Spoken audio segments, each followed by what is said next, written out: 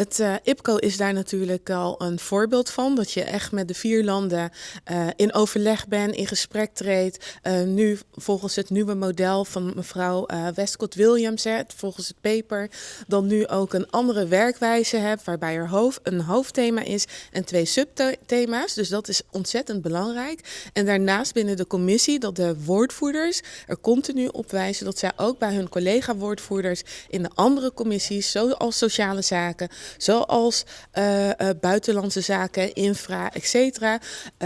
Hen wijzen op het belang van de 4 eilanden.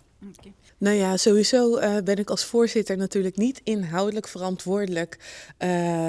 Daar hebben we gewoon onze woordvoerder voor, Hira Dijk. Zij is namens D66 ook de woordvoerder op Koninkrijksrelaties. Dus ik denk dat die vraag iets gepaster is om bij haar neer te leggen.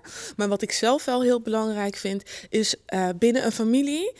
U weet zelf hoe de familiedynamieken soms gaan.